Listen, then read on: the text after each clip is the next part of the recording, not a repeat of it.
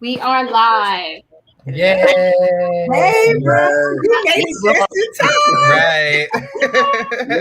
We have a special guest.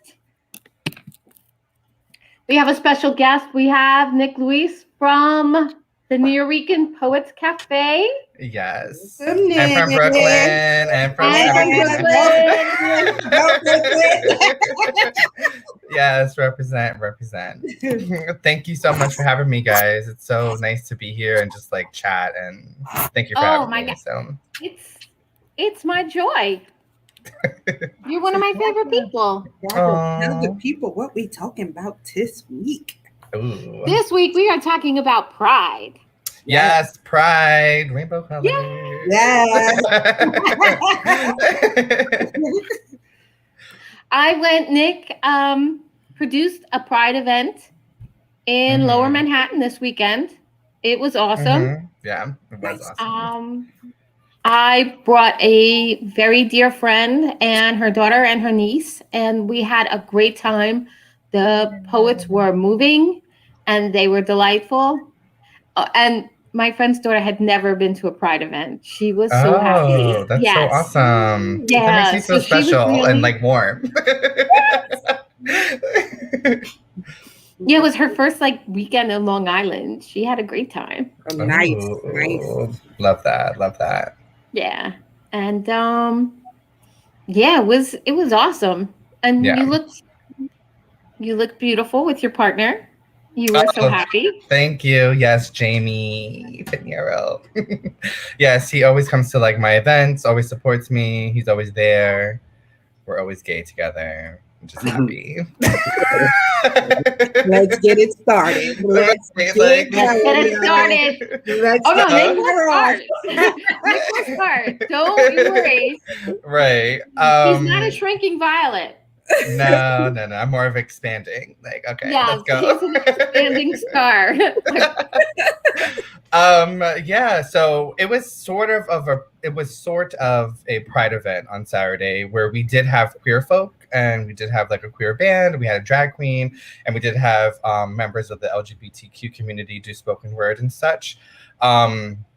But it was more of a cultural exchange in an artistic way. I need to stop drinking. Already? No. In an artistic way. So there was a variety of multidisciplinary art forms that were happening at the event. So the drag queen was doing lip sync and she told a story. We had a spiritualist do spiritual music with his instruments. And we had a lot of spoken word artists. We had a queer band come out. So they were playing different songs from their theater group that they have called also Barebacks, which is really cute and cool. If you guys don't know what barebacks are, when you bareback, that means that you have sex raw. You don't use a condom. That's what barebacks mean. Wow. Okay. That's some lingo. I knew that. You knew that, right, Barbara? I figured you knew that. I knew that. Why? Did you know that, Shawn? No, I did not know that. Who's supposed to know that? I'm sorry. Now she does. Now I do. Now you do. Now you do. I have been advised. Yes, you have been. Have been fairy dust. There you go. I love it. And yeah, it was really, really great. Like just bringing 3 organizations together because I just finished graduate school. And so my thesis was how to incorporate diversity, equity, and inclusion in arts organizations in New York City, because that's a really big factor that we have since the Black Lives Matter movement, since anti-Asian hate, LGBTQ rights. Things started, social justice and issues started moving really, really fast. And so these arts organizations, put out statements and, said sorry and wants to do better. And that's where DEI comes in. And so I took 3 organizations that are opposite communities, I guess you can say. The New Rican Poets Cafe, Pipeline Theater Company, and WOW Project all came together and we created a space on Saturday where we had an artistic exchange and it was free. Everyone attended. and just give a cultural awareness to the community that surrounds all of us in New York City, that we can really come together and collaborate and create a bigger community that involves everyone. Nice. So I have a question. Tell me.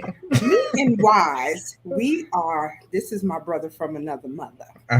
We have two brothers. So this pride is near and dear to us because, our brother, one of our brothers, he, we were all on the job together. He came out one day in the locker room to us, and, we've been rocking ever since. So and we were dressed alike at her wedding. Oh, yes, cool. You don't need even to tell me. We were dressed like twinsies. It was amazing. I love him. I was like sitting on his lap because we were dressed like my dress, and there was tequila and shit. But yeah, no, my dress and his shirt were the same, like lavender paisley print. So I sat on his lap and I was like, we're invisible now. That, yes. This is definitely something near and dear to us. And, we hear the different, chatters. So I want you to, it's more of what I want you to narrate to the people. Did you feel like you were born gay? Or did you feel like, this is something, or did you have to hide it? Or, because of, stigmatism, family, all that other stuff. Like, we would like to hear your story. My story, my gay story.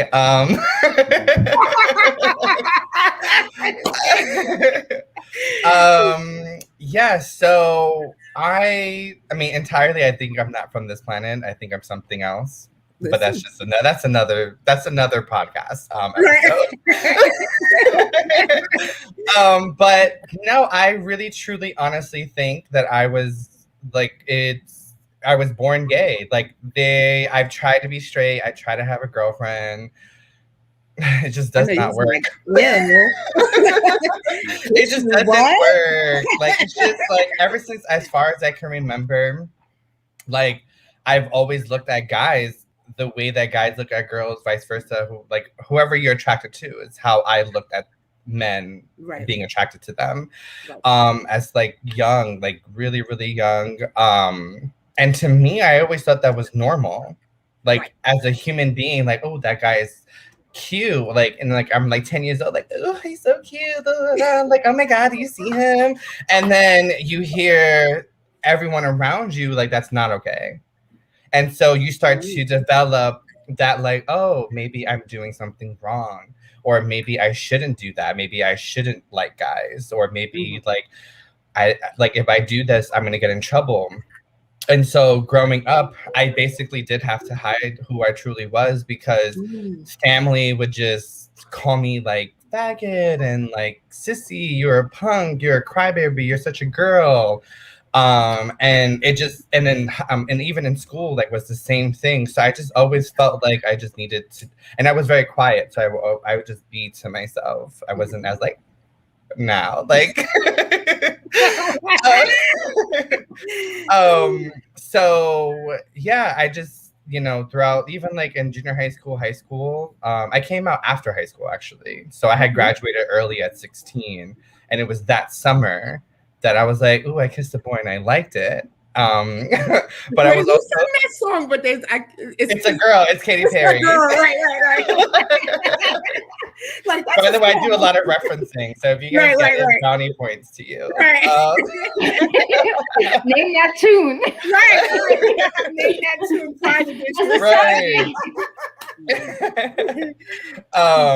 So like that summer, I did stuff with this other boy, because we were like the same age. And it was very daunting because in my mind, the first thing I thought about was like, oh my God, everybody's right. And I can't prove to them that I am gay. So I had to continue hiding it, even in college. And that's even like adult world. So like I was 17 for a whole year and a half in school and college with all these like 23-year-olds, 24, 25 people like knowing who they are. And I just felt really like, oh my God, like what am I doing here? Like, what is this place? Until like I turned 18 and I did this workshop called Momentum Education. It's like I don't want to say like it's a self-help, but it's like a self-discovery, like knowing what you know and just bring it forth. And so I did that workshop, and literally I accepted myself in that workshop. And ever since then, I just kept on growing, letting it out. Like, I don't give a fuck. Right. Like, I'm going to be me. I'm going to be happy. And if you don't like it, that's all you're missing out. And I just had to keep on just being myself. And it just grew over the years. So for the last 10 years, I've just been sashaying. Hey. I love it. And you know, it's funny because my brother has a nonprofit. He has a nonprofit called Be Yourself, right? Ooh, it's Be Yourself, right? Be yourself. Yeah, Be so yourself. he teaches people. Go ahead, tell them about your nonprofit, because this is, I Yeah, think, really, like, we your don't talk enough nonprofit, about that. right? And I think your nonprofit is something that is, you know, definitely important to someone like Nick, you know, or someone who's struggling with things because of what society say that you should be, and then you Be Yourself, the executive director. Yes, What you ED. do. Tell them what Be Yourself is about. Well, the whole premise of Be Yourself is I saw that a lot of people were following trends or following what they thought was supposed to be like the right thing to do. And my thing has always been like, you got to do what's right for you no matter what. Anybody could tell you, oh, well, you have to do this or you have to do that. But if you're not comfortable in that, if you're not feeling good, if you're not feeling that that's who you are, you shouldn't be doing it. So my thing, I said, when I first decided to do this, I said, all right, I want to call it Be Yourself, because that's the only person you can be. I can only be who I am. You can only be who you are. So no matter who you are, what you are, you do it for you. So that's the whole premises of Be Yourself. And that's just like, you don't have to follow anybody except who you are and what you're about. So whatever that may be, that's the most important thing. So I came up with Be Yourself, and I just push into students and whoever. It's the most important thing is your loyalty to you, and for you to embrace who you are and what you're about.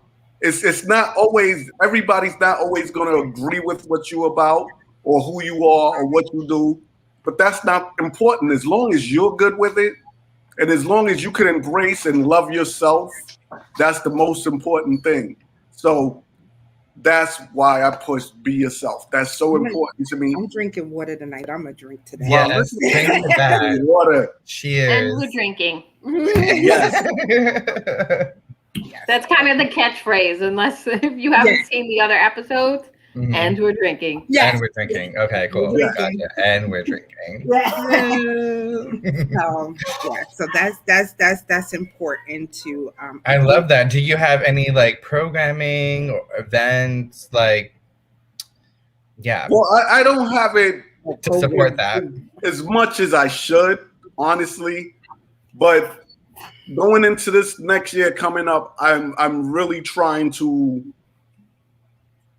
push it further, because Shawn, to tell you, I'm a very funny person sometimes, and working for the NYPD, when you have a good idea, sometimes they want to take your idea and try to paste NYPD on it.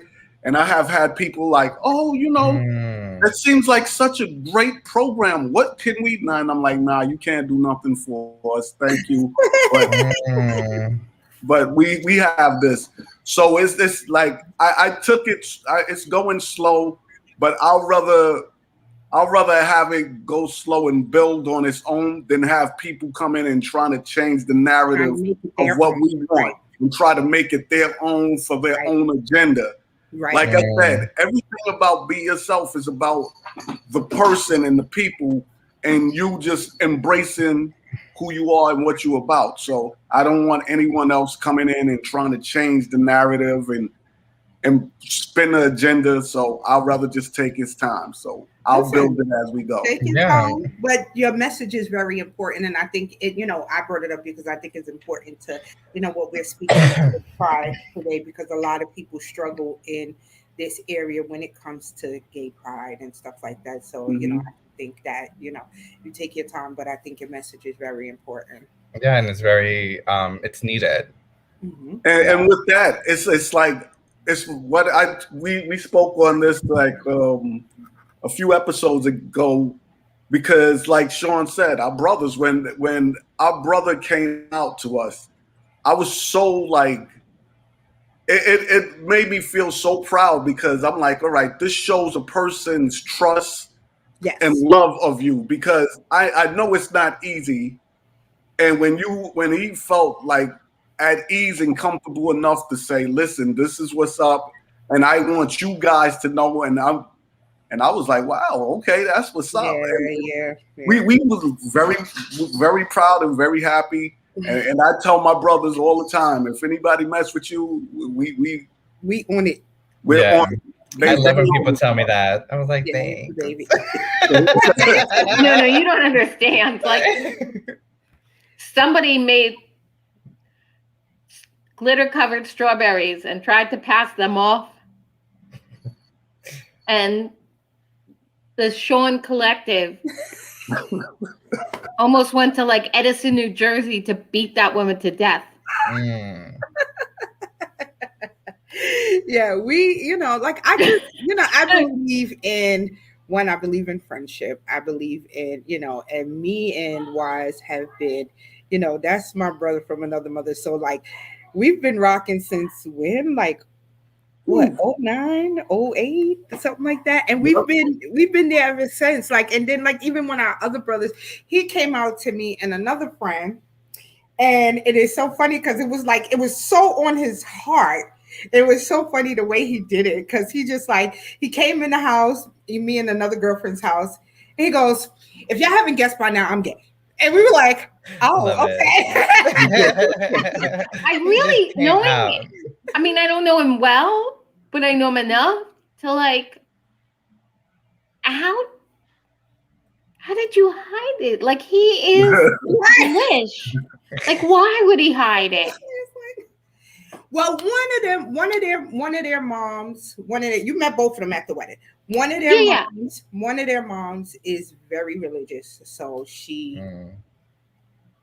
did not play that. And then the other one, that came out to me and Wise, his dad, I believe, was, very interested, because it was like, his son, that's his son, and it made them, feel some kind of way. But then, it is so crazy, because he, when he told us, is because he was in a dark place, right? Wise, like at that time, he was in a dark place, and he, he was really upset. And then that's when he came out and told us. And it's like, we don't realize judging people for who they are, how it can push them in a place of, unworthiness.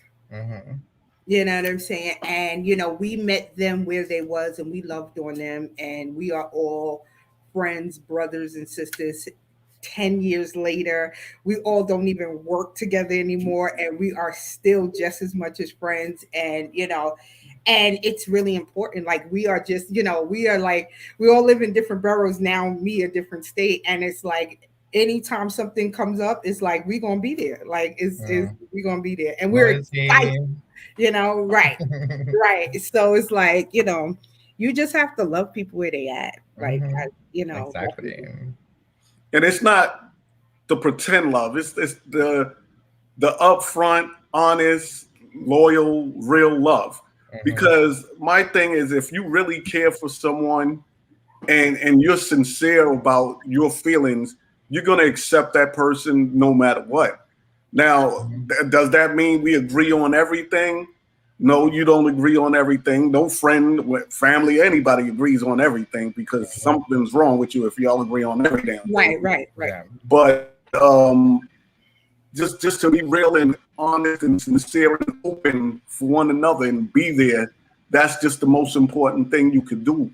And you can't be super judgmental all the time. Like I'm a judgy person. I'm not gonna lie. I am definitely a judgy person.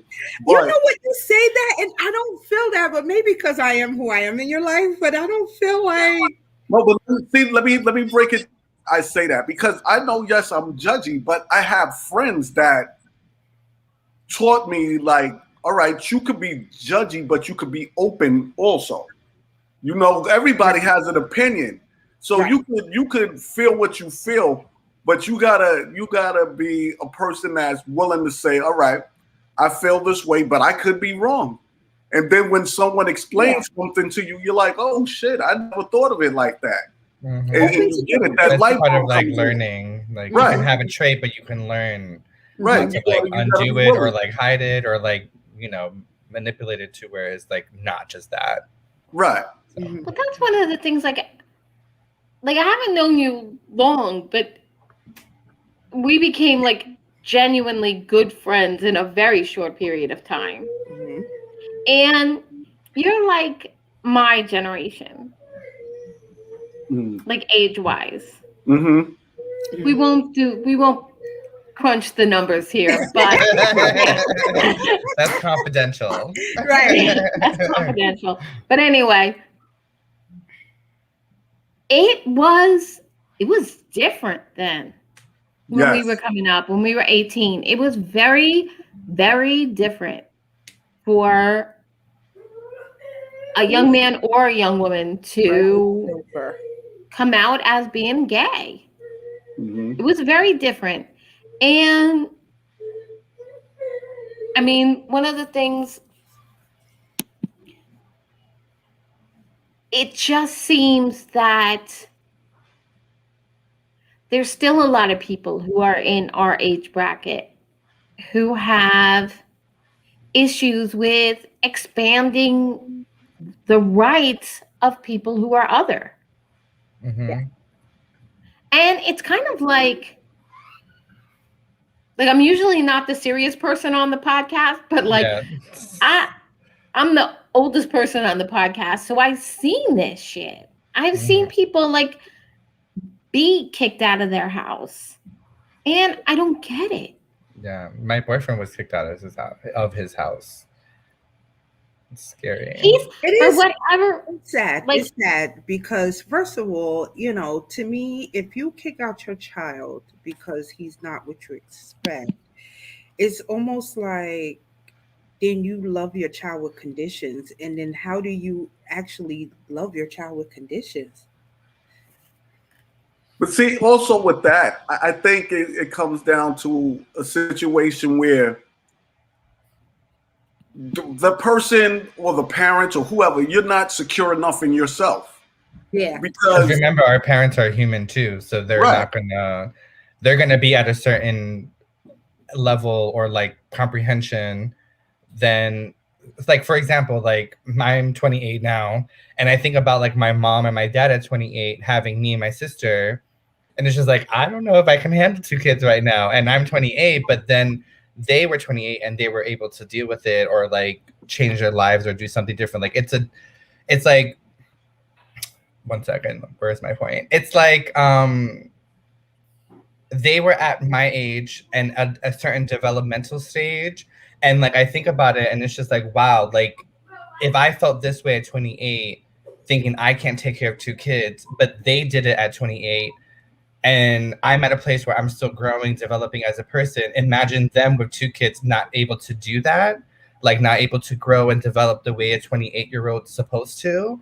And so I think back and it's just like, wow, I actually give my parents kudos for raising me and my sister at a certain age because they're people. They're humans, you know what I mean? They're going to make mistakes. They're going to make decisions that are best for themselves, for the good of the family. Like, we can't think that our parents are superheroes and we can't think that they're perfect because then that's when we're going to get the disappointment. Okay. And so we have to be forgiving because they're people and they're growing too, you know? Right. That's one of the reasons why I particularly love you. Of me? Me? That was one of the What? conversations. This is funny. No, I love each one of you differently, but this is directed at Nick. Okay. Anyway, Okay. when I told you after you knew me for a bit that I was estranged from my children, Mm-hmm. you told me that parents are human, Mm-hmm. and that, and this is no shade on my children. If they're watching, if they're not watching, it doesn't matter. But my thing was, you preached acceptance to me as a mother. My kids don't accept my mothering. I went through a really rough time, and I had to rebound and find myself. And believe me, I had to put myself in a blender, pour myself out, and piece the pieces back together, and wait till it became Jello again. Yeah. But you were like, how did you know? Like, one I had when I was 17, the other I had when I was 28. Like, how did I know? I almost kind of wanted to have a gay son. Really? If you, oh my God, I would. Because we're fabulous, darling. Like, No. Nick is like the son I always wanted. He is. Like, I love his mom, you, Linda. Barbara. But if he needed another mother, you right there. I love it. oh yeah, no. Can I make you like arroz con pollo on Sunday? Please come over. Like, Yeah, please. you can make corned beef with white rice. I make sort of diet coquito because, but still, yeah, the whole thing, yeah. So did your parents have a difficult time, Nick, with you coming up? So my mom, no. Like, I cried to her at 16. Like, she was like the first person to kind of know, along with my sister and my best. Parents, right? And they know, but if they say they don't know, they wanted to act like they didn't. But she's like, yeah, I've been new. She's like, I love you so much. I've been new, like, ever since you were like 10 years old and you were playing with your sister's dolls, and the way like you would just stand like on the corners with like my hands on my hips like this, like. She's just like, I just knew, but she's like, I was just waiting for you to tell me because it's like you. I love it. But she accepted me with open arms, and even to this day, she's all about it. Like, she's just like, oh, if you have a problem with my son, then fuck you. Like, right. Even with the guys that she dates, like, that's a question. She's like, are you okay with gay kids? Because my son is gay. If you can't accept him, then we can't be together. I know that. They'd be like, oh, no, I'm good. And she's like, oh, okay, love you. Right. I love it. Right. So my mom, yeah, she's MVP. And VIP. But my dad was a little, I told him later on, like I told him when I was like 21, because my dad told my mom that if one of us ever came out gay, like he would beat the shit out of us. So it was very like daunting to be like, oh yeah. But then what settled the blow was that my parents divorced when I was 16. So I had time to like develop myself and stand strong and like pretend, I guess you can say, to him, to a certain point where he just because he didn't see us so much, and because it was like a difficult divorce and just a whole story, like he became really soft and accepting. And so when I told him, he was like, that makes sense why you haven't brought like a girlfriend around, or like why you don't talk about girls and stuff like that. And he's like, he said he had a feeling, but he didn't think about it because, you know, he always thought of me as like not shy, but like very cautious or like private and like very like one step at a time type of thing. I don't know. But what I didn't like about my dad was that he would ask me these ridiculous questions. He would tell me that men are dirty, that I shouldn't sleep with them, like all of these things. He would be like, oh, so do you think that guy's cute? Do you think that guy's cute? What do you think about guys? Like what? And I'd be like, why are you so interested? Like, inquiring minds want to know. Right. Like, why are you so interested, boo-boo? But it's been like an on and off thing kind of there. But then like now that I have my boyfriend Jamie, like he'll ask about Jamie. He'd be like, oh, how's Jamie? You know, how's he doing? And like I would tell him like, we're fine. But so that leads me into the next segment. Oh, okay. Because you didn't think you were going to get away without telling us some stories. About what? How did you meet Jamie? Ah, my Prince Charming. They're adorable. I love him so much. How long y'all been but together? we're gonna be 2 years, July 7th. Awesome. So in like 2 weeks.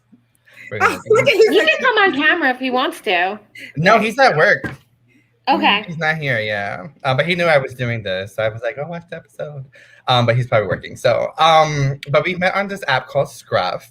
So it's kind of like a Tinder, but just for, I guess you could say, bears. So we would be considered bears. So there's, okay, let me just break down the lingo really quickly so you guys can be on the same page. I'm like, So in the community, I mean, they're still used, but I'm pretty sure like now with all the acceptance and because there's a lot of segregation and prejudices in the gay community. Like we're not all like rainbows and sunshine to each other. Like sometimes we're very catty, competitive, sassy, fierce, like in your face. And that's just the truth. Like no gay person can tell me that they're not because they are.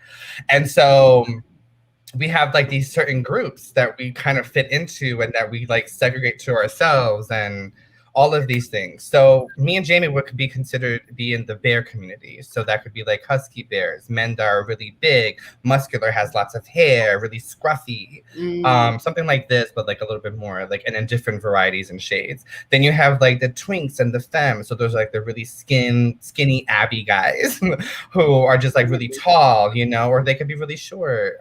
Those are called like otters, like guys who are in between like having some extra skin, thick skin, and like being kind of skinny, like a skinny fat. That's a word. Like, it's so crazy. Yeah, we all have our we have butch queens who are like these, I guess, the straight looking guys that you would never think that they're straight, but they're butch queens. So they're just like, oh, that's the butch gay that he can pass for a straight. Yeah. Like my ex-husband. Yeah, kind of. Yeah.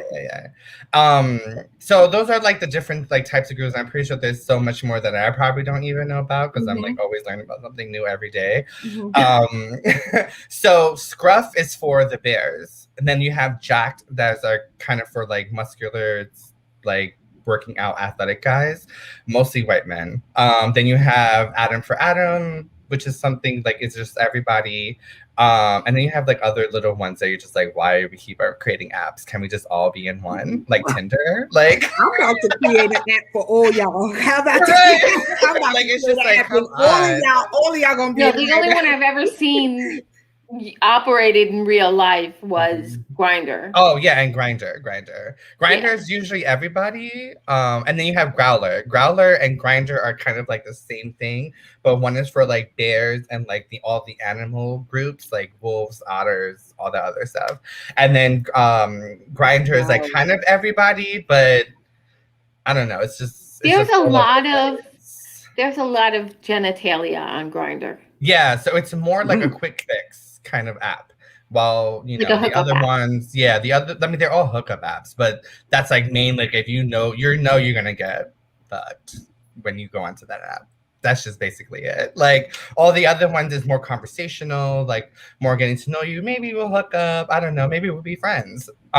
So me and Jamie met on Scruff, and that was actually one of the newest apps that came out. And so I decided to like try it out for myself because I had stopped doing dating apps. I had stopped doing apps for quite some time because I was just tired of just hooking up and getting played and just like not feeling the connection and just like smelly guys and like guys are like it's just like just stop. Just stop. So I had stopped for a while and like I went on the app, I went for a little bit, and then after a while, like I just started seeing Jamie's profile pop up. So every time it's green, that means that they're near you and they're active. And so at home, he'll be near me. At my job, he'll be near me, green. And I'm just like, why is this the booby like right next to me all the time? Is he stalking me? Like, is he following me? Like, this is weird. But then it became kind of cute because then we would just message each other. And it was like very casual, like conversation. We exchanged Instagram handles. And it just kept on going. And then one day, June 18th, 2019, I remember this day, he had called me to like have a conversation. And so we had like a 4-hour conversation, and like we just was just completely honest with each other. And like that was like the first time I was ever honest with another guy, like wearing like my emotions on my sleeves, because sometimes if I feel a little iffy, I'm not that open. I wasn't even that open with my ex-boyfriend. So, and that's the reason why I didn't have apps. It was like a 4-year difference. I was just so in love with him. He broke my heart. And then I was just like, the world hates me. Right. I said it then, I'll say it now. Fuck that guy. Right. You remember him. We're not going to say his name because Jamie's the only one that No. We will keep that name out of our collective mouths. Right. And so, yeah, we had a conversation. We connected. And then that night he like called me and he's like, I just wanted to call you before I go to sleep. I hope you have a great night and sweet dreams. And I was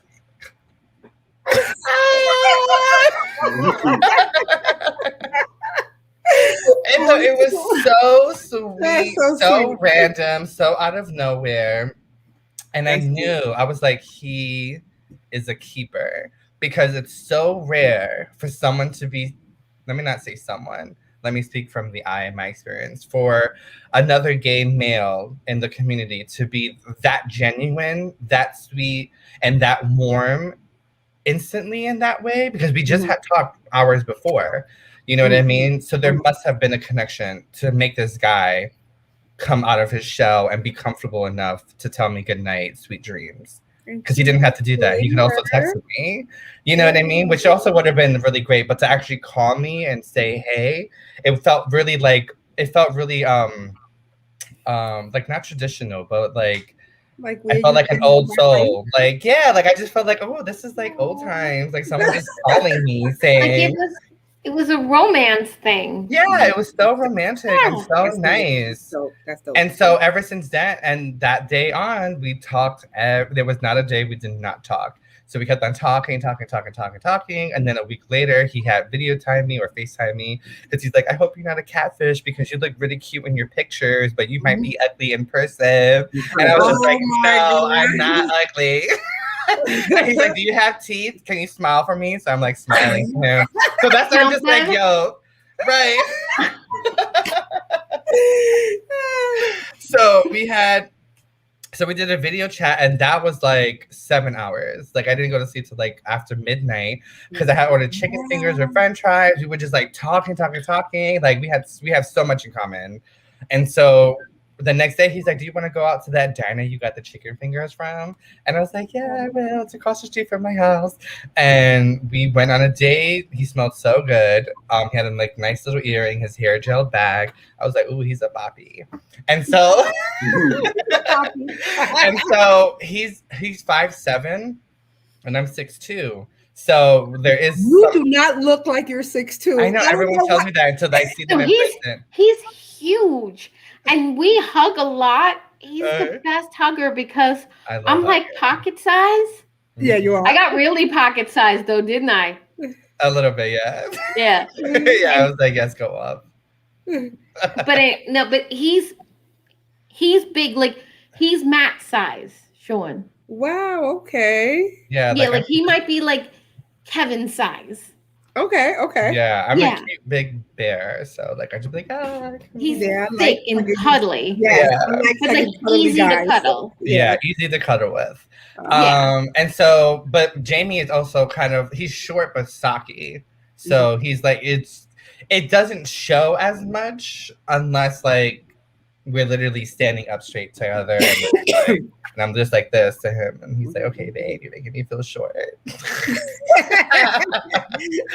But at the same time, like, you know, he's also stocky, so he looks bigger. You know what I mean? And so we went on the date. I took him to the park. We had our first kiss. And then we just kept on talking. We saw each other the next day because he worked near me. So I was like, oh, what are you doing? Like, I can come pick you up or whatever. And we'd like spend the day in like Battery Park. And then we like kept on talking. He hung out at my house the entire weekend. Then July like 2nd came around. We went out again. And then like July 7th came around and we went on another date and he asked me to be his boyfriend. And he's like, oh, are you going to ask me? I'm like, do you want to be my boyfriend? I was like, I forgot. Sorry. And then we just became boyfriends ever since. And I love it. And we've been together ever since. Like we've been away from each other, but we've never stopped talking. Never ever stopped talking. Like all day, all night. To wee hours in the morning. Even now when he comes home at like midnight, we go to sleep at like 2:30 because we're just talking about our day. We're laughing, we're like watching movies, we're like just he's my best friend, he's my partner. See, I love you. See, I love love. Yeah. So it's like, oh my God. I just love and love. We're always learning from each other, and we're growing too. Like he's an earth sign, I'm a fire sign. So sometimes I could be like, and then he could be like, when is his birthday? Because I know when your birthday is. He's January 5th. Okay. So he's like Capricorn. And yeah. And I'm August 10th, I'm a Leo. Oh, okay. You're a high Leo. Yeah. I can be a little fierce at times, but he throws the dirt on me to put me out. But he's so like respectful and so loving, so warm, so joyous. Like he always wakes up happy, unless he's like his neck is hurting him and he's like, eh. But but he's always waking up happy. Always like if I wake up in a mood, I know I can count on Bae to like lift my spirits or have a conversation. You know what I mean? Like he's so grounded. Yeah, he's just amazing. I love him. He has my back. And that's all I can ever ask for, you know. Just like I have his. So let me ask you, what would you tell? You know, as we are, coming almost to a close, what would you tell people? What's your advice to people who feel like they're gay, or what is your advice? So something that I've learned very early on. It was actually through acting school. And it's just like, when you have like those aha moments and it just like clicks and it just makes you go like, whoa, mind blown. I was in acting class and you're like, this is the meaning of life. Nah. And so I was in acting class and my acting teacher, he like the first day, welcome to the class, this is what you're going to be doing, da, da, da. By the way, like something that you can take with you in life, and not only in acting, but in life, was the greatest success you'll have in life is by simply being yourself. So no matter where you are, no matter what you're doing, no matter who you're with, as long as you're being true to yourself and living, being, breathing, you're always going to be successful. You're always going to be happy. You're always going to always be surrounded by that energy. So always just be yourself unapologetically, So that's my advice to people, to just be you. And that's even in hardest times, you always stay true to yourself. And that's beautiful. And the young lady, Layla, that just tagged in, that's my daughter-in-law. She's engaged to my son, and she is very, very deep into the lifestyle. She loves everybody, and she wanted to get on so bad because Layla, when do you want to be on? She's like, friend, we will talk. Yes, she's an advocate, and she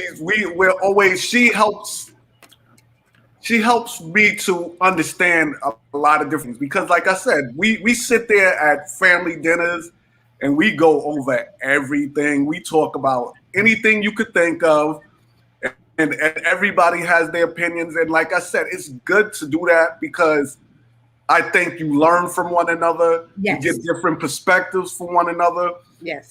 And back to what you was talking about with your father, that's one of the things that society has pushed upon men over. Like, I'm 53. I have no shame in my age. So you make it look good. Right. Thank you. But people push the agenda. Oh, you have to be super masculine and listen. So fathers are like, well, I want my son to be like, no, you can't pick what your son. You have to love who your son is, who your daughter is, and it's what society pushed upon us that's correct, and it's not correct at all. It's what that person is about and who they are, and you embrace that person for who they are, and that's it. So that's why, like I said, I love Layla. I love my family because we really get together and we talk shit all the time. And Layla's, when I say she's out there, love it. but I see her little rainbow circled on her picture. There you go. She keeps us going. For Gay Pride, yeah. Yes. So and you know what? Honestly, I feel like, society do push, a certain thing on, their sons. But I think honestly, the people who do that to their sons fuck them up. No, they do. They do. When you don't cry, don't this, be tough. You fuck your kid up, like because it's passed down in cycles. So like, yeah, probably like my grandfather was like that with my dad, like very like, you have to discipline, you have to do this, very like masculine, militant, very like sharp, and so yeah, and so it's just like, I am not born this way. I cannot. Like, no, like I need to have a little bit of femininity inside of me because it's the balance. Right. You know what I mean? Like, it's not just all about masculinity, because we all have both energies. You know, femininity doesn't mean that you're a girl. Femininity means that you have some creativity, nurturing, some warmth in you. You know, masculine is very like straightforward, direct, very sophisticated. So gender doesn't have to be attached to those types of energies, you know what I mean? It's just categorized as such because those are the different feelings, emotions, energies that's just wrapping around that. You know what I mean? Mm-hmm. Right. And go ahead. Yeah, having the masculine energy is one of the things that make women have the hustle. Yeah, exactly. Yeah, exactly. Like you wanna. Like I never in my life worked. Not too long after I met you, Nick, I met Shawn. Mm-hmm. And then Shawn kind of introduced me to the like hustle lifestyle. Like I was halfway there, and then I met Shawn, and Shawn's kind of like, you know what? Keep an open mind, and you can keep an open wallet. Right. And that's like the masculine part. I always waited for some douchebag to complete me financially, and it never happened. Mm-hmm. Right. And funny enough, after I started to have like a hustle lifestyle, I actually found a man who could and would and wants to afford me, but he doesn't need to. He's cool with that. But and as much as we do need the masculine, because women are unprepared to be financially independent, we do need that, like, keep your mind on your money and your money on your mind. Mm-hmm. But women have historically been discouraged from wanting to be financially independent because it makes you free.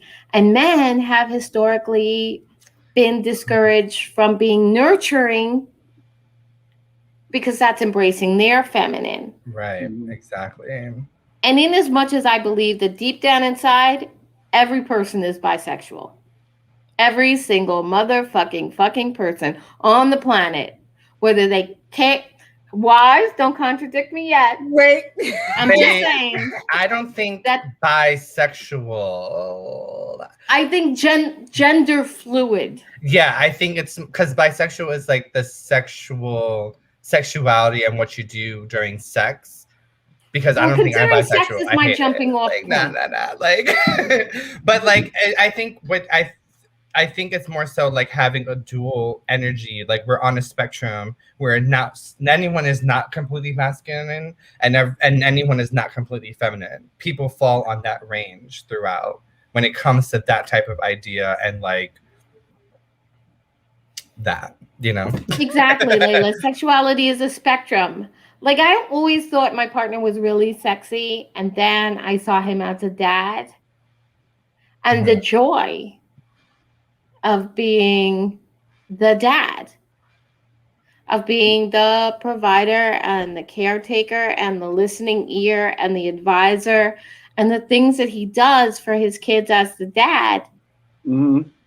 And having children who are very different people of different genders, it made him like 10 times sexual. Wow, like you're not one dimensional. You're three dimensional. You're 5-dimensional. You're deeper. You're deep. Right. Yeah. Yeah. That's what he said. No.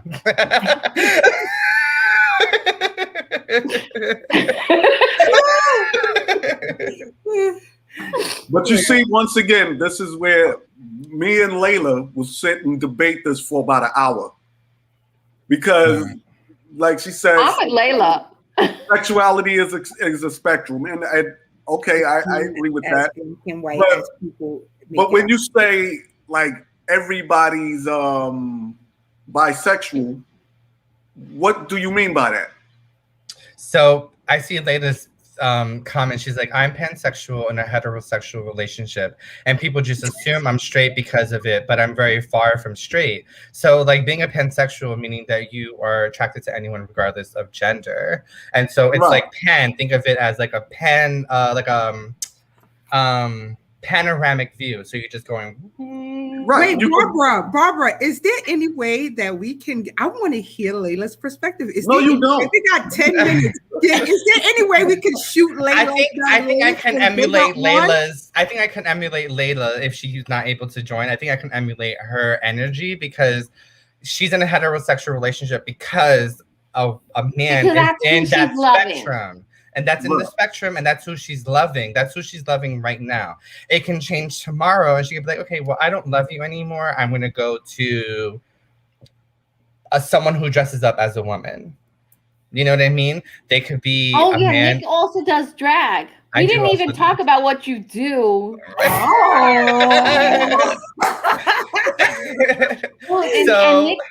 And Nick has afforded me. Nick has afforded me the opportunity to do stand-up. Oh yeah, at some of my events that I've done in the past. Okay. Yeah, she's been an opener, and people love her. So no, I miss it. I miss it. Yeah, me too. Layla, I actually found a new venue that we might be able to do it. Come on, Layla. Layla, I would love to meet you, darling. Great, we put the link up. So Layla, come on. We got the link, babe. So hurry up, Layla. Hurry. Hold up. I still want to understand what Barbara means by everybody's bisexual. I think let Layla come on first. I don't mean bisexual. I sort of mean pansexual. Like everyone has the right person, regardless of gender. If the right that you are capable of loving, maybe not physically. Being physically intimate. Right, because you could be like pansexual. But you are capable of loving people across a broad spectrum. Mm-hmm. You know what? What's her name? Shocked the world when she came out as a lesbian. Ellen DeGeneres? No. Oh, I know the singer. Niecy Nash. Niecy Nash. Oh. And she said that she's never felt like love until she got with her girlfriend. Mm-hmm. So, because love is love, like right. It's like she felt, and now we're gonna introduce Layla to the conversation. Hey, Layla. Hey, Layla. Hello. Hi. It's so nice to be talking to all of you today. I'll just send you what you want. So, Layla, talk about this pansexual. Let's hear that. I want to understand that whole thing. Well, okay, so this is also another reason why I say that sexuality is a spectrum, is because I've known from a very young age that it was never so black and white for me. Mm-hmm. And I feel like everybody in a way is raised on the ideal that they're supposed to, well, not really supposed to, but they're more exposed to heterosexual relationships. Mm-hmm. And it's always like, that's how it is on the TV and just in media in general. It's always boy, girl. And that's why representation matters. Absolutely. Because it's not just that. Yeah. And like, I remember even just like, it was weird and it was taboo, but because people were just misinformed and didn't understand it. Mm-hmm. And I feel like that's where most prejudice comes from. And it's just from people being uneducated. And because they don't understand it, it's almost like they're scared of it. Yeah. Like, for example, there was a drag show that I went to a few years ago, like really recent. And the drag queen was just like, she's like, oh, what is this pansexuality? Like, it's like Peter Pan flying. And she was kind of like mocking it in a way. Yeah. And so it's like, even within the community, there's still like ignorance. Like, we still don't understand each other's sexuality in that way, when it's just like, you know, so easy to just Google it. And I've definitely like had that issue where like there's a lot of like pan and biphobia within the community. Yeah. Like people that, because a lot of people within the community, they'll just see it as like, oh, you can't make up your mind. Like, you can't just like pick a side, like choose one. Mm-hmm. But I feel like it's very like, I don't, again, like it's just people don't like what they don't understand, you know? Yeah. Exactly. And especially like being in a heterosexual relationship. I've been in a relationship with Harold's son for over 6 years now. We're engaged. We just had a child together. Oh, congratulations. Thank you. And like, it's not, people see that and they're just like, oh, okay, so you're straight. And I'm like, no, like I've been with women in the past, you know, like I could still feel attraction to women, you know, just because I'm with him. It's like the same way that like he's with me, but he knows when a woman is attractive, you know, because he is straight. He is a straight cisgendered male, and I'm not straight. I'm far from it, you know. If anything, I feel that I always leaned more towards liking women more than men. And then once I had learned more about like the transgender community too, because I thought that I was just bi in the beginning, and then I realized that like because the fact that I didn't hold myself to the, like, I didn't confine myself to just men and women. You didn't put yourself in a box. Yeah, exactly. Because like I was always one to not like to label myself, but then I found out that pansexuality was a thing. So that's another thing, is like I was open to educating myself, and I ended up realizing that I wasn't what I thought I was, you know? Yeah. I thought the same thing when I was younger. I thought I possibly would be pansexual, because I do think women are beautiful, and I think like I would be like, oh my god, you're mad sexy, you know? Like I would like compliment them and be like, oh my god, you're really gorgeous.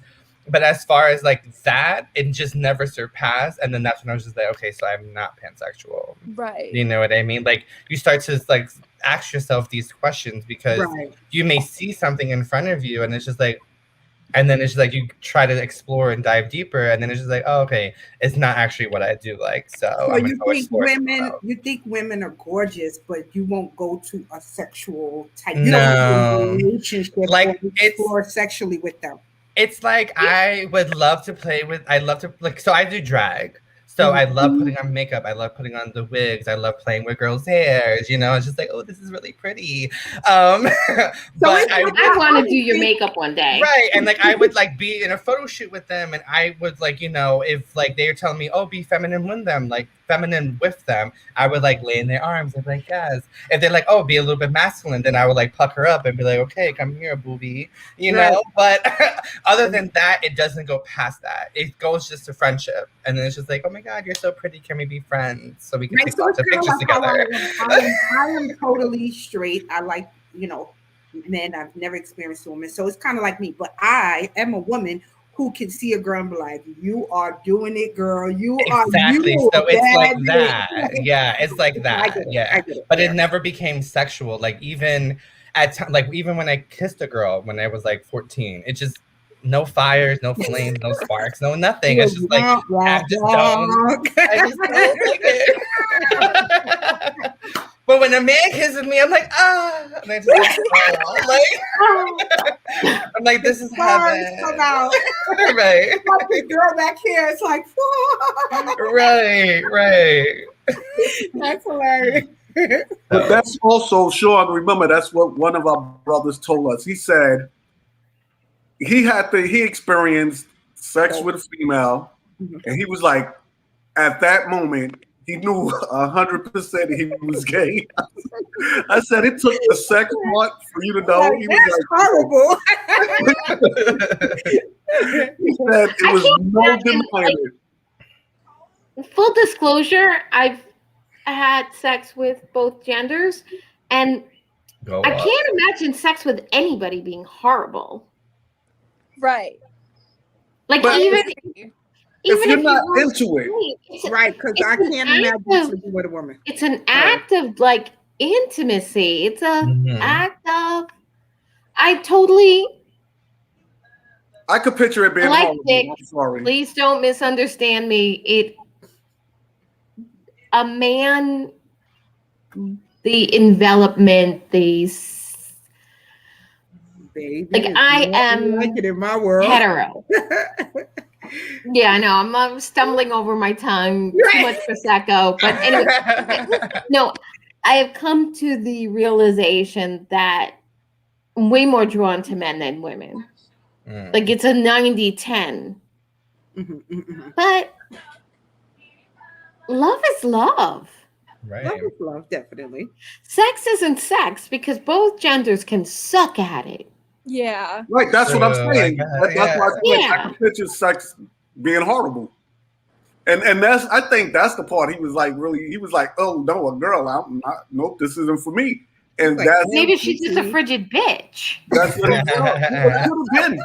It could have been, but I have also had experiences where I was like, oh my God, this was such a waste of time. Oh my gosh. But I don't think that was anything but you was attracted to this person on a certain level, but something during that intimacy just turned you off, and you're like, all right, I don't even want to be bothered. I could have sat here and just ate chips or something, and you could have had a V8. Yes. yes.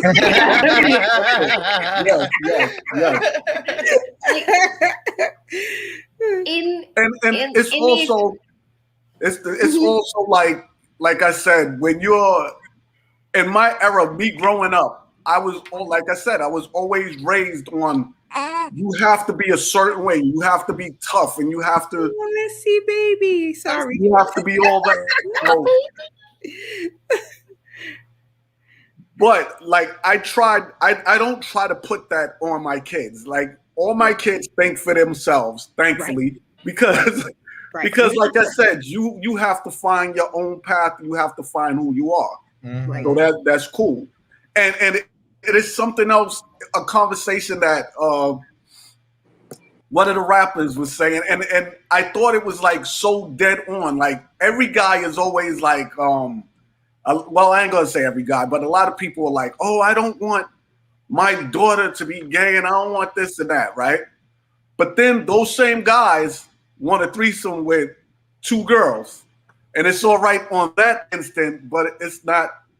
There's always a double standard when it comes to that. Right.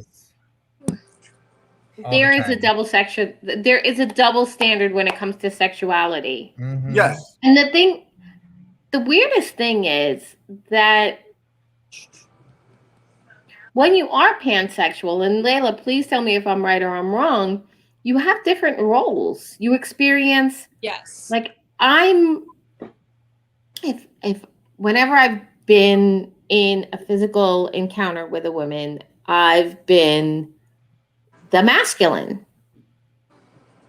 When I am with my partner now, and even in any relationship I've ever been with a guy, I am definitely the feminine partner.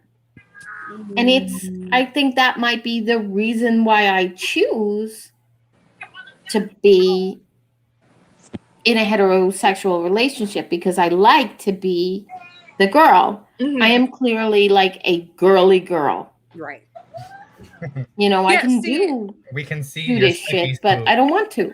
Yeah. See, I feel like when it comes to that, I'm very fluid. So like when, like you said, like when when I had been with women in the past, I always felt like I was the dominant one in the relationship and in like any sexual situation or whatever. But when it comes to being with men and like in my current relationship, I'm more submissive. I'm sorry. I feel like it's so weird talking about this with In like, front my of your father-in-law. Wise, put your fingers in your ears. Listen. You see what she had up there with her. I think they had sex. I think they got past that part, so I'm not worried. That's your grandchild, right? Right. That's what you have a Hail grandchild. Layla, full of grace. The Lord is with thee. But of course, like I feel like it's so fluid to the point where it's like obviously like I'm one way, I'm that way, where when I'm with a woman I'm more dominant, when I'm with a man I'm more submissive. But there's also times where I would feel like I could be submissive with a woman and I could be dominant with a man.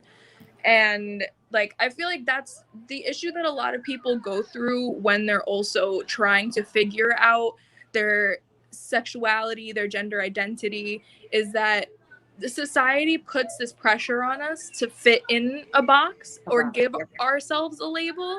But it always goes back to like sexuality, gender identity, all of that is a spectrum, and it's very hard to put yourself in a box because I'm sure everybody can agree with this, that it all depends on even the person that you're with, you know, like different people will bring out different sides of you.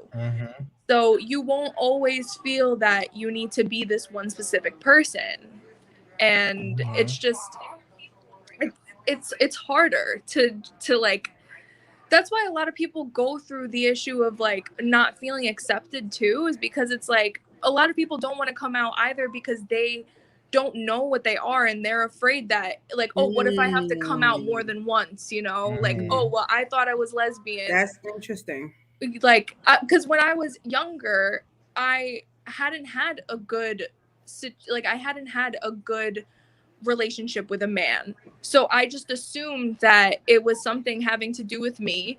And before I thought I was bi, I thought I was lesbian. And then before I thought I was, before I figured out that I was pansexual, I thought I was bi. So it's like you go through these phases and then you're afraid to tell people what you think you are because you're just having this pressure on you to even have to give yourself a label and then have to come out and tell people about it. I think as a society, we would benefit in a big way of normalizing not coming out at all. Right. Or not just not being knowing. you. Yeah, just being you. You know what? It's not my job to help you figure it out. It was hard enough for me to figure it out. I'm not going to write you some manifesto about my own sexuality. Right. I was never in the closet, so I don't owe you an explanation to come out. Yep. Yeah. Absolutely. You know, it's not my day to make sure you're clear about my sexuality. But see, I agree with that to a point. Here goes the debate. I agree with that to a point. There's the button. But here it goes. And this is where the whole download thing comes into effect. Oh, that's a whole other topic for a whole different broadcast. Right. I don't think that's right to the women that the men are doing that to. Be honest and true to who you are and let this person know this is what I'm about and give them the option to deal with you or not deal with you. So I'm like, you don't got to tell everybody everything about you, but I always feel you have to be honest and upfront with what you're about and give people the choice, because there are a lot of men out in this world like that's doing the down low stuff and the women don't know, and then later on she finds out and it's a problem. But if you are sincere and upfront in the start, and I don't think that's just in a gay relationship. I think in any relationship, you're supposed to be upfront with the person you're dealing with and give them that option to go one way or the other. That's the only part I disagree in a little bit. I think it's progressive thinking on Barbara's end, and I understand you wise at the same time, because it's more so like there shouldn't be a thing of like coming out, because there's no coming out for straight people. You're just straight. You're just who you are. Until that moment doesn't come where it's equally on the same playing field as straight people, where we don't have to say, oh, I'm gay. You just automatically just know by having that information and education in your mind. But we can't get there because we can only get there by having these conversations. So there is a point where we do have to talk about it, educate other people, you know what I mean? And it may be exhausting for that person to, use that language to talk about it, but we're not there yet to be like, oh, okay, automatically syncing that information. Okay, this person's bi, this person's straight, this person's transgender, based on the characteristics, the behavior, the things that we're doing, and the knowledge that we have, because it's not there yet. This is all being lifted up, and we're doing this. We're in that transition period where we're growing to come to that point where we don't have to come out like a straight person does. Mm-hmm. So I agree. And this is the moment during the broadcast where we go back to when I was a Christian engaged to a pastor in Texas. And when she tells this story, I used to go through the church every day. Because we were there like 4 days a week. It was horrifying. That was when I realized, like, not only am I not a follower, I'm not a believer. But anyway, right. I'd go through the church, and it was a big ass church, like that had on TV every Sunday. I'd go through gay, gay, gay, gay, gay, gay, gay, gay. And I didn't know. Most of them were young, like in their 20s, had 2-3 kids. Both partners looked tired and unhappy. Mm-hmm. And the male partner was clearly not a butch queen. And I just felt like this part of Texas needs a closet with a door. So we could take the motherfucker off the hinges and set it on fire. Right. And it was like, they were the nicest people, like the salt of the earth. Most of them. And I felt like they were trapped. Because in a lot of religious situations, you are not allowed to express your sexuality before you're married. Right. Agreed. In a lot of denominations, it's not Christian or Muslim or Jewish or a lot across the board. Fundamental religion disallows you from expressing your sexual nature until you're married. Mm-hmm. And what happens after that will never be spoke of by a third party. And the deal is, we need to not normalize that it's okay to get married when you're 19 because you're a Christian, and you can't fuck outside of matrimony because it's not healthy.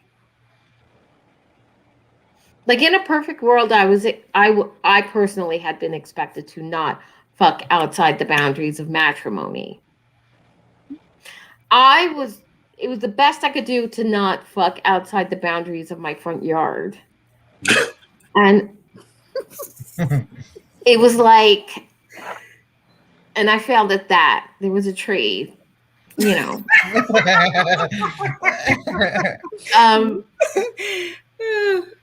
But pride initially came, and this is one of the things that straight people don't even understand. Pride initially happened because of the group that started the discourse in the Stonewall was upset because they weren't accepted by the whole group of gay people. And the cops came, and it was kind of unifying, as it were back then, which is like 52 years now. Mm-hmm. It'll be 52 years. And as much as thank you, Nick, for saying that it's progressive of me to say that nobody should have to explain their sexuality, but I believe that we just need to stop explaining ourselves as a society. Like, why do I feel this way? Why do I feel that way?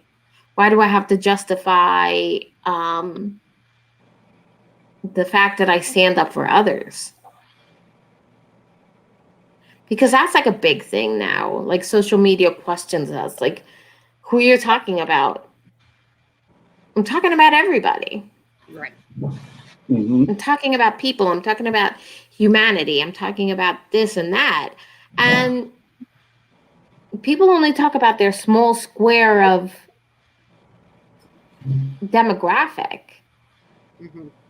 when they talk about rights.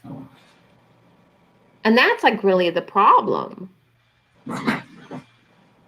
Well, I feel like that also stems from the issue of like society needs you to know what you are, because if they don't know what you are, then they don't like you.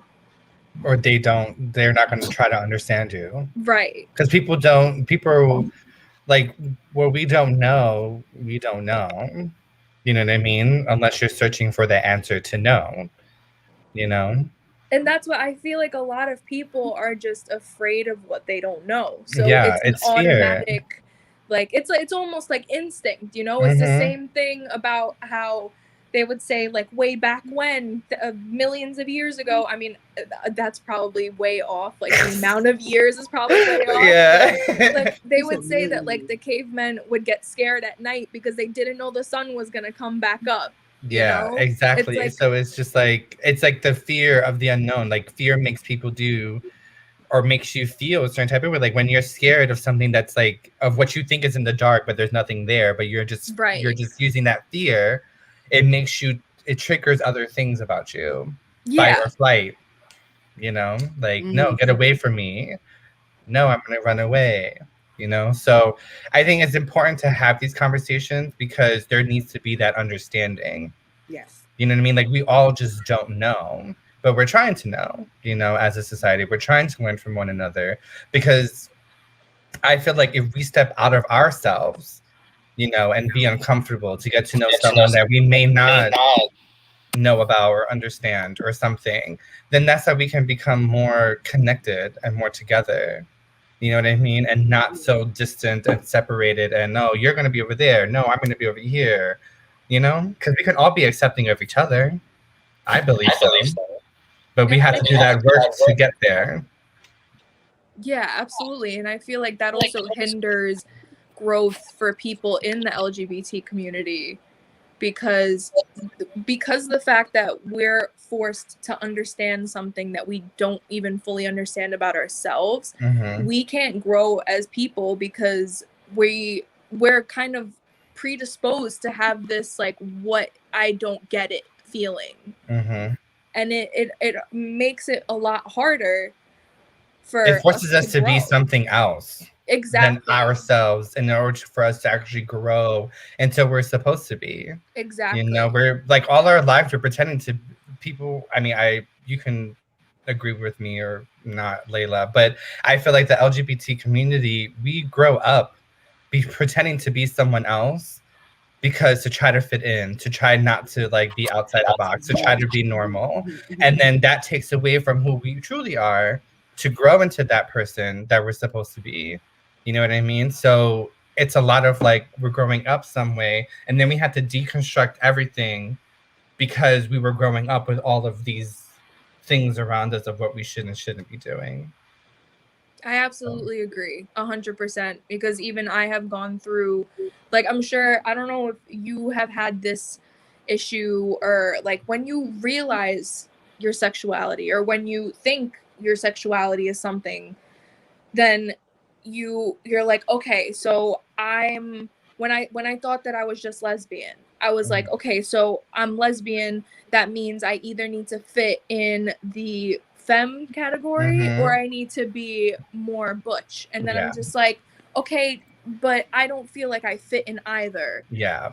And then that would make me feel like I wasn't able to just accept myself, because then once I accepted the fact that I was a lesbian, I couldn't accept the fact that I wasn't either, like I didn't fit into either category. Yeah, so it's something similar to me too. Like even now, like even like I know like I've done drag for a couple of years, but even that like I'm still exploring, because at times I don't like wearing that wig, and I don't like tucking, and I don't like wearing the bra because it's uncomfortable. But why can't I just wear makeup because I just simply like it? You know what I mean? Like, why do I have to be a drag queen to really get that full embodiment when I can just simply just be me with a beard, highlight it, and just like, you know, just be Nick and just wear makeup and just be fierce and just call it a day. Like, no, I apologize because I'm one of those people. I'm very fascinated with. I have like large boobs. Really? I'm very fascinated with large boobs. Yeah. So every time I've seen you in drag, I tell you that they need to be bigger. Oh yeah, you do tell me they need to be bigger, but that's why sometimes I try to like squeeze it in and lift.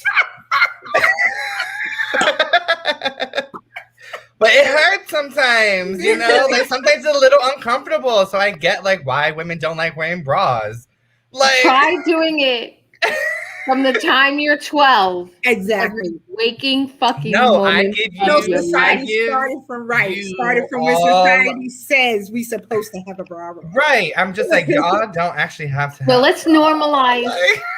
Let's normalize being braless, not wearing a bra. Right. Free that. Yes, yes. Free the nipple. Right. Don't wear one. I'm not sure your motives are. Yeah, because I have a different motive from you guys. Completely. Yeah. That's hilarious. We are at over the hour. We are way over the hour. This was a good conversation. This was great. This is great conversation. Yeah. Layla, thanks for jumping on. Yeah, nice to meet you, Layla. Awesome. Tonight. Thank you for having me. Yeah. Hold on, my baby want to kiss me goodnight. Hello. Hello, my baby. Say hi, say hi, Barbara. Hi, Barbara. Hi, King. Hi. Hi. Not in bed. You So cute. So go to bed. Oh, and she's on live TV. Right. He's not watching because he'll be like, "Gang." King is another one of my favorite people of the universe. I love him. Love it. Yeah, y'all gotta follow his page. He says all sorts of. He keeps me on my toes. He say all sorts of crazy stuff. He got his. He's autistic. Oh, I love that. Yeah. So, but go ahead, Barbara. So we will go to the half-hour mark, if that's all right with everybody else, which gives us 8 minutes. 8 minutes? Okay. 7 minutes and 13 seconds. Any final thoughts? Layla? Honestly, I feel like we've covered a lot. I joined at a very late time, but I feel like I definitely was able to mention a lot of things that, well, me and Wise have like very intense. I feel like intense is a good word to describe the conversations we have, because you know what it is that like it's very important for him to have a fresh point of view, and it's very important for me to also understand where he's coming from. And we're able, like I commented before I joined, we're able to learn from each other. And I think that that's the most important thing, is being open to other people's opinions and point of views. So is that your advice? What advice would you give somebody like yourself? Like you said, you are, I want to read your quote. You said, I am a pansexual in a heterosexual relationship. And people just assume I'm straight because of it, but I'm very far from straight. Yeah. What advice would you give? So Nick gave advice to people. What advice would you give to someone who is in a pansexual relationship or feel like they're pansexual, period? Sorry. I think that my advice would be to stop trying to label yourself. That's the first thing. If you're happy with your label, that's great. If you have that label, if you've labeled yourself and then you feel that you have pushed those boundaries and you're no longer within that little box, then that's great too. And then if you are within that box and you're happy there, perfect. My thing is that you just need to be happy. Mm-hmm. You just need to be satisfied with yourself. Don't worry about other people. Don't worry about what society thinks of you. Don't try to fit into anything that society feels that you should be. Right. Don't worry about who you're attracted to. Don't, like, if of course it's something that you are concerned with yourself, like, only be concerned with yourself and what you need to know or need to feel about yourself. Right. And it's just, I feel like a lot of the issues that I went through as a teenager and as a younger, like a preteen, was all because, like, I was just so afraid of not being accepted. Mm. So my issue with being in a heterosexual relationship that people just assume that I'm a sexuality that I'm not is, again, my fear of not being accepted. And of course, I feel like, I mean, at this point, I'm 21 years old, and people are going to always have this fear. I feel like I feel like, again, it's another instinctual thing where we're afraid to not fit in because, of course, it's our instinct as human beings to fear the unknown. Mm-hmm. So at this point, it's just, I feel like the best way to explain it is just, like, don't worry about anything. Just go with the flow, take it day by day. You don't need to be anything. Like, there's much greater things to be worried about and bigger battles to fight.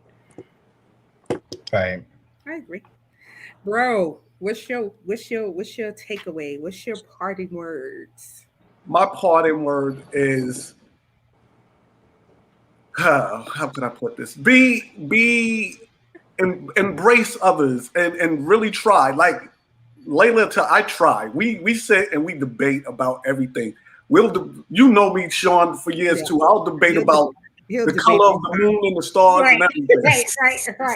Right. So, but you got to genuinely try to understand the other person's. Everybody has a different perspective.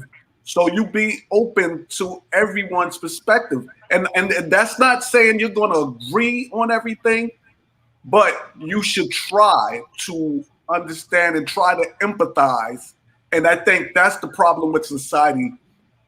We have lost empathy towards one another. So you try to empathize with what others are feeling, what others are dealing with. And it's not for that person to make you comfortable. You have to be comfortable in who you are. Yes. So at the end of the day, I don't have any reason to feel any way about what Layla feels because that's on her. What I have to embrace is how I feel and just empathize and try to understand what the next person is going through. So that's all you could do. Yeah, it's like, it's our job as people to just respect other people's individual experiences in life. Mm-hmm. Right. Exactly. I agree with that. And I just want to shout out the whole Wise family because the whole Wise family was on the show tonight. Baby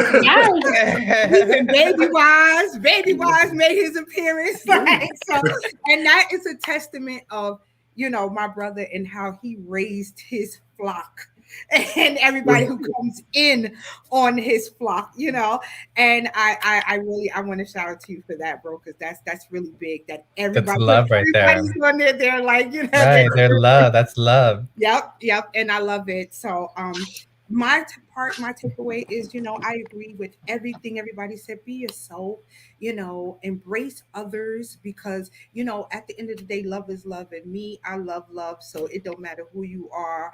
You do love love. I love it. Right? And, it don't matter. Embrace everything. My parting words are Mr. Wise, our darling, our brother from another mother, well, her brother from another mother, my dear friend, have a great Father's Day because you're doing what Yes. Yes. Happy Father's Day. you're Happy doing Father's what Day. fathers are Thank you. supposed to do. Thank you. And it's This is like it. when you see a father doing it right, Yes. it's beautiful, it's wonderful, it's amazing, it's sexy, it's masculine, Yes. it's Empowering. yeah, it's empowering. Yes. It's and you do it right, man. You do. I try. Go of. I try. Yeah, and it's like Father's the Day. I can good definitely fathers? attest to that he is an amazing father. Just Yes. it takes a lot. It's very hard for somebody who comes from a broken family. I'm so grateful to be a part of his family because it shows me what family is supposed to be like. I love that. I love it. I love it. Oh, So bro, you're amazing. This is a great Father's Day tribute. Right. No, this is like a testament, Mr. Harry Wise. good. Yes. You have the most beautiful of Father's Day. We Thank have to you. sign off now. We could chop it up until 4 a.m. if we want to, Yes. but it's ending. We love you guys. Layla, I just met you today, but Layla. I love y'all, all Yes. of y'all. Nick. Thank you Yes. so much. Thank you, Again. Nick. Nick. Yes, we will. Welcome to Thanks the for having family. me. Thank you. Yes. Thank you for Thank you. having me. Good night, everyone. And Good remember, night, night. 2 everybody. weeks from now, people, 2 weeks. 2 All weeks. right. Okay. All right. Good night. Good Good night. night. Thank you.